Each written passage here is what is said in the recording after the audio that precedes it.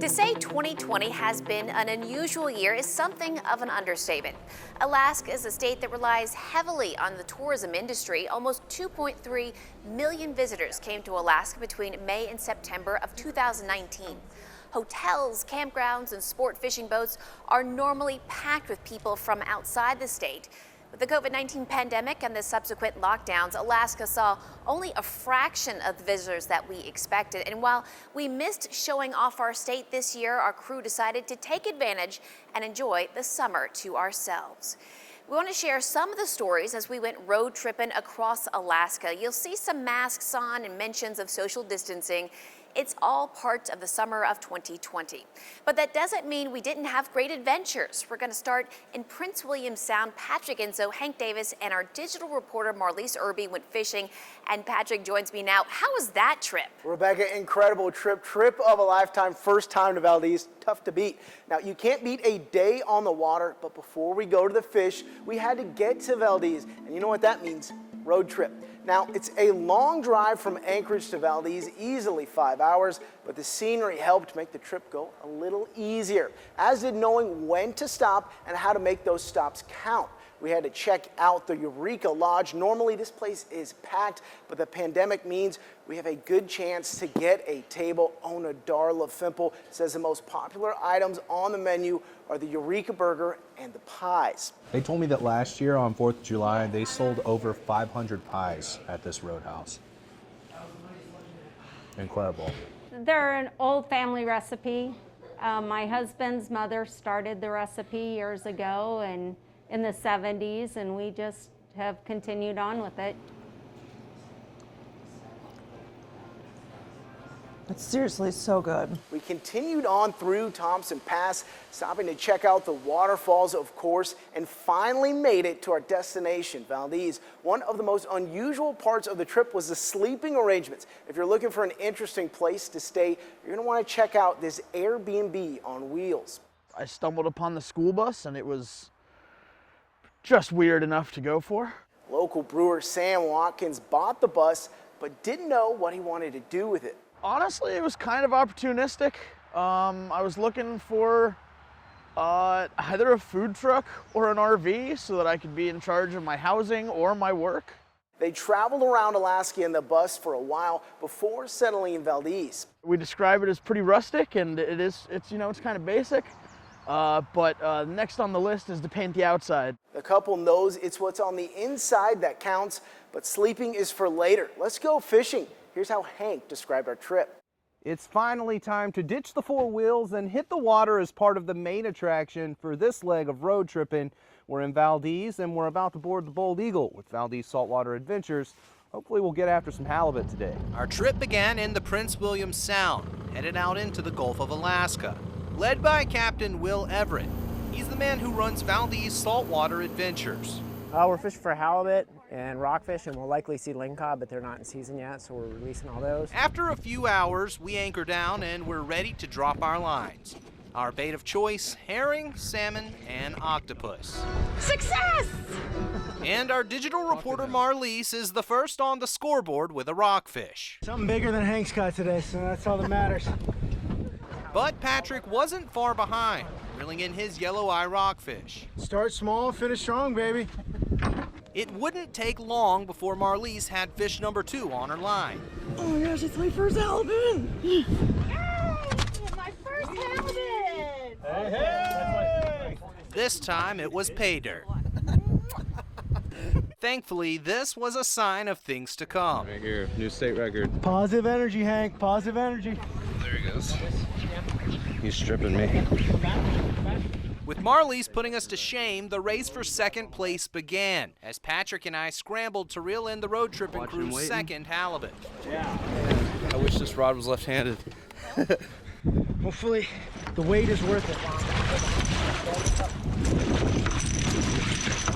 Ultimately, Patrick wrote checks with his mouth that his reel couldn't cash, and I was able to land our elusive second halibut.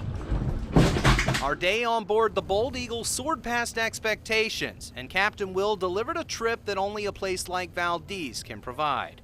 There's really nothing better than going on road tripping and catching some fish. It was a great trip. Rebecca, you're gonna have to try it out. It certainly Highly recommend it. It looks awesome.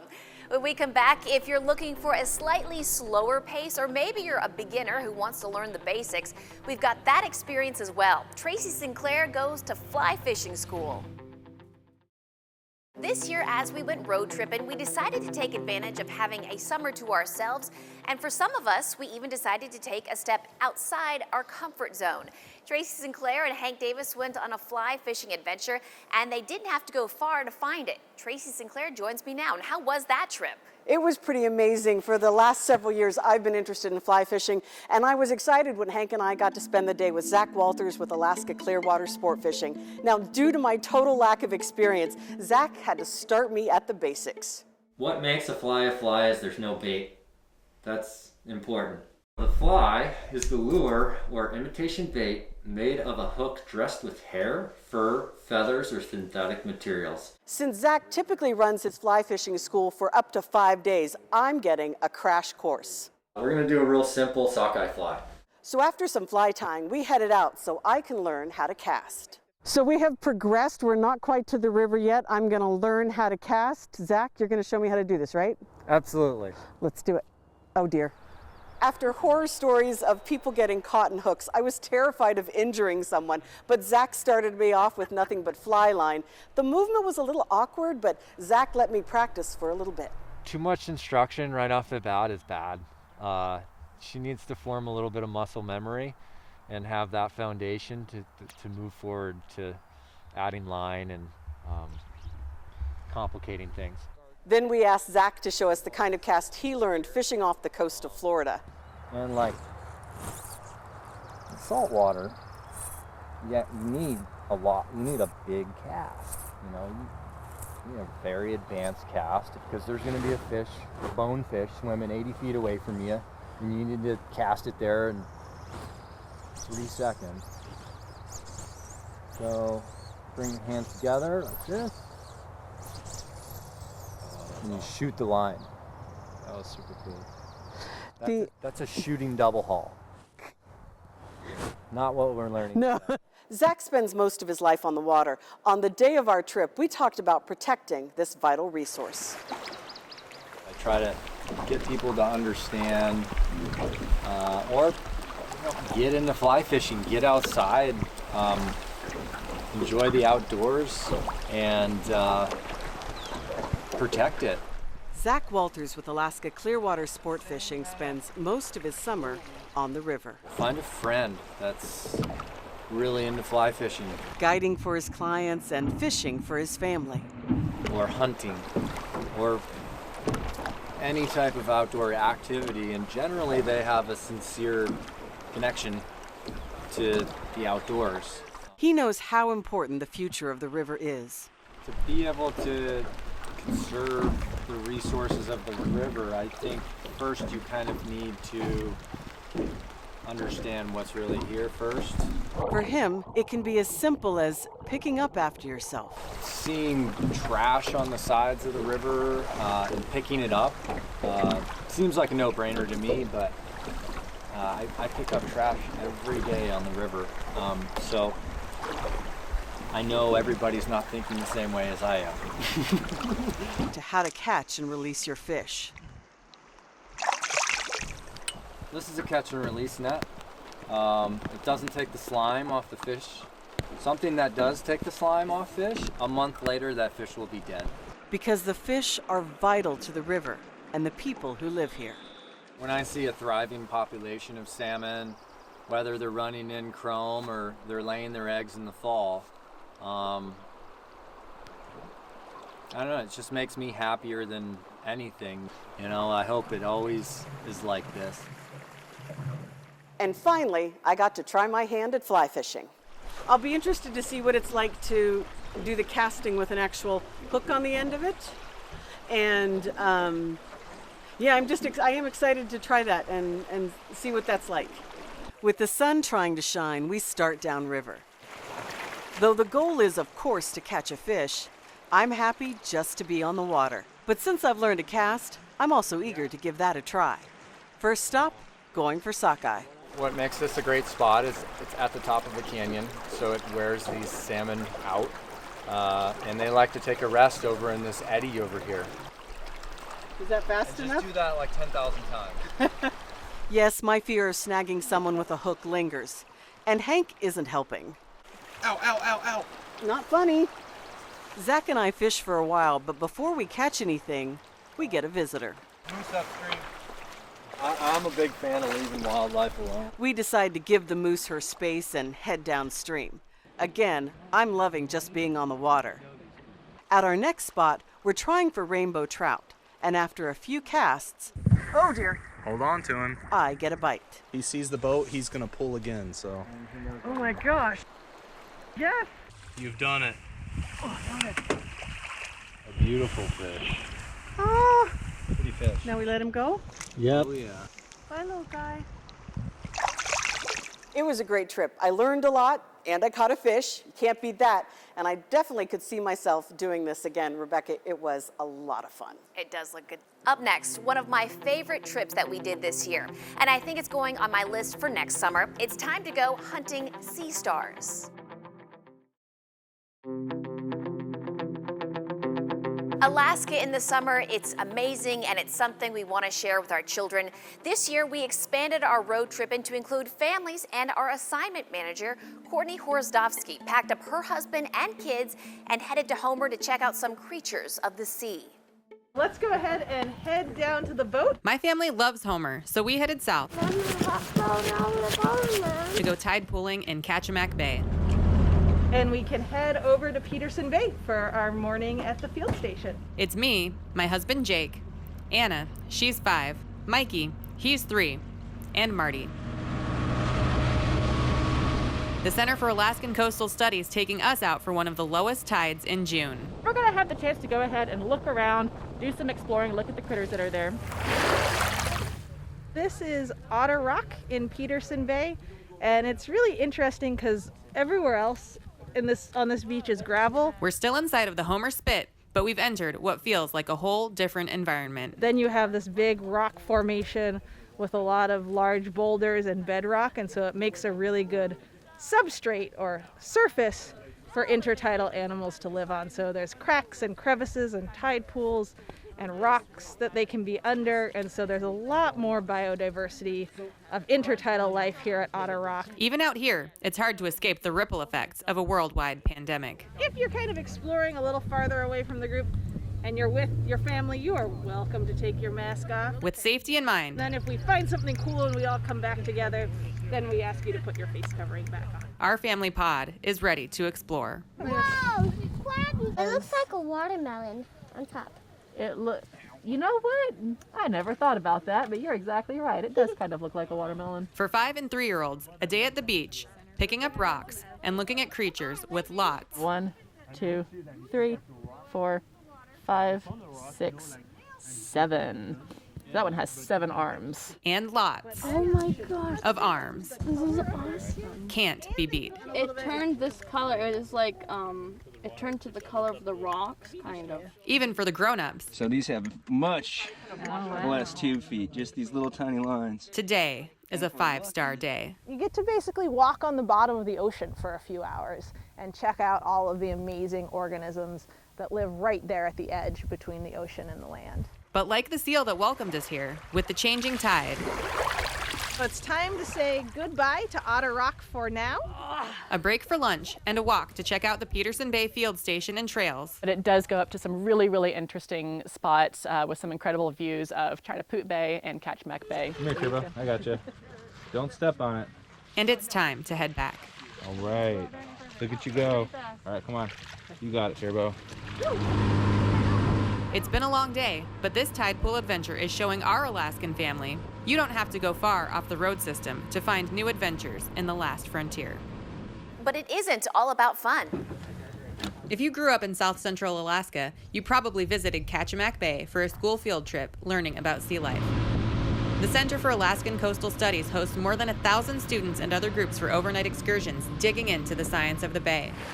Our goal is really to help people to connect to these unique ecosystems in Kachemak Bay. These have much less tube feet. And also to think about how we all can be involved in taking better care of the ecosystems here and if they're from outside of the Kachemak Bay area, wherever they're going back home to. Our excursion to the tide pools of Peterson Bay came with the center's first trip of the season, and we got an up-close look at the work they do beyond education. 90? Since our visit came at such a low tide, the center's staff and interns are cataloging which species they find and what shape they're in. Keeping an eye on what's happening out here in these ecosystems and understanding some of the changes that are happening naturally or through environmental disturbances. And so today we were involved in counting sea stars and measuring them, and also looking for symptoms of something called sea star wasting syndrome. The syndrome, linked to warming waters, has caused a massive die-off among sea stars along much of the North American Pacific coast. Kachemak Bay was hit hard in 2015. And 80. We're able to add another source of data to add some more layers of understanding as the populations are shifting and changing. Keeping eyes on the arms and legs of the ecosystem. Luckily, from what we've seen so far, is that everything here is nice and healthy and doing well. Road tripping in Kachemak Bay? Makes me stoked. I'm Courtney Horzdowski. From some of the smallest creatures around to some of the biggest. When we come back, we're staying on the ocean and doing a bit of whale watching. Even though we say we're going road tripping, in truth, we spent a lot more time on the water this year. With one final adventure, we're heading out into the open water to search for some of the biggest creatures around. Kristen Duran joins me now with her story. Rebecca, Grant Robinson and I headed down to the waters of the Channel Islands in Southeast to go whale watching. Not just any whale watching, we did it from kayaks. It was an amazing trip and one I might not have taken without this opportunity. I mean, the wildlife and scenery alone were stunning, but my concern when we started was kayaking in open water. I had no experience. But I didn't need to worry. Despite being in the open waters of Southeast Alaska, this type of excursion with Liquid Adventures is beginner friendly. So this is on the front. This is your, right. Yeah. Okay, so it's like a skirt, okay. Yeah. We use these tandem sea kayaks that are kind of made for beginner kayakers. They're very, very stable. And they're very easy to learn to use to paddle. They actually use a rudder that has foot pedals that allows for just super easy steering. And in the 10 years our company's been operating, we've never had a capsize, and that's probably a testament to the stability of the boats that we use more than anything. And that kayak was going to take us into a place few get the chance to see. This section of coastline faces the Gulf of Alaska, and it bears the full brunt of these massive storms that hit this coast all year long, but especially in the winter. And so the huge ocean swell just slams up against these rocks over and over again, and it carves away at the rocks, and that forms the arches and the caves that we were exploring earlier. I was excited for the opportunity, and here's how it turned out. For me personally, Seward is one of my favorite places in all of Alaska, and today we're going to travel about 10 miles out to the Emerald Coast to try and get up close and personal with some of Alaska's largest residents. And we're also going to combine that wildlife viewing with some sea kayaking. We took off from the dock in Seward on Liquid Adventures Marmot Dreamer with tour guide Piper Dixon and jet boat captain Derek Johnson. I call Captain Derek the Whale Whisperer. And it wasn't long before we had our first encounter. Look at that. A humpback lunge feeding just beyond the Seward boat harbor. He just came out of the ocean with his mouth open like that and just swallowed up like a million baby fish. But this is only the beginning. Because the water is so calm today, I think that we can hope to paddle into some really cool places, like maybe through some arches. We continued on the wildlife-rich eastern shore of Resurrection Bay in this spot known as the Emerald Coast. Am I doing it? Yeah, you're doing it perfect. It rides high. It's almost like a dress. We geared up and set out to explore some of the harder to reach areas. It's Alaskan high fashion. You could probably do what we're gonna do today like twice a month. That's how rare it is to be calm enough. We first ventured through a canyon rich with colorful sea life. These are a couple different species of sea stars. The leather sea star that's peeling off the rock there. Continuing on our adventure, we saw a few more humpbacks along the way, and then turned into yet another sea cavern. Plenty of room. Yet again, filled with sea stars, sea urchin, and sea snails. Still impressive to our guide, even with his 10 years of experience. Yeah, I can't even believe this exists. This is so crazy. And this is just a small portion of what Resurrection Bay has to offer. Dixon says no two excursions are ever the same. I have no idea what I'm going to encounter. I might get to paddle somewhere I've never seen before. I might discover a new sea cave, or I might have a whale breach over my kayak. And I just have no idea when I go out in the morning what I'm going to see, what I'm going to experience. That's the kind of the power and the magic of this place, is that it's just it's ever changing, and it's always exciting. So we just got off the boat. We're back at the dock here in Seward. What do you think? It was so surprising how close to Seward the whales are. Oh yeah, absolutely. I think if anybody has an Alaska adventure bucket list, this should be near the top. And along the way, we got to learn a bit more about these amazing mammals. The seafood-rich waters of Alaska are what attracts some of the state's largest residents in the summer. That's called lunge feeding. He just came out of the ocean with his mouth open like that and just swallowed up like a million baby fish. We caught a glimpse of this one feeding just beyond the Seward Boat Harbor. Even though they're one of the largest animals on the planet, they eat some of the smallest animals on the planet. They eat things like plankton, krill, and small bait fish. Liquid Adventures kayak guide Piper Dixon says Resurrection Bay is basically a buffet of these very small animals for humpbacks, which is why they come all the way up here during the summer months. They're chasing their dinner. The humpback whales in particular migrate up from Baja California. Some of them come from Hawaii. That is their winter mating grounds, and they come all the way here to Alaska. This is their summer feeding grounds. They are trying to put on as much weight as possible while they're here for the summer before they go back down south. Alaska has more than 33,000 miles of coastline, and we only got to see a tiny portion of it, but it was all amazing. This summer we went halibut fishing in Valdez, fly fishing on the Kenai, tide pooling in Kachemak Bay, and of course whale watching in Southeast. All great adventures. 2020 has been a remarkable year in so many ways, and while Alaska didn't see the huge numbers of tourists we typically get, it gave us a chance to get out and enjoy some of our state we might have missed during the height of the tourist season. And I think in some ways we got to appreciate Alaska a little bit more because we had the summer to ourselves. We'll see you down the road, Alaska.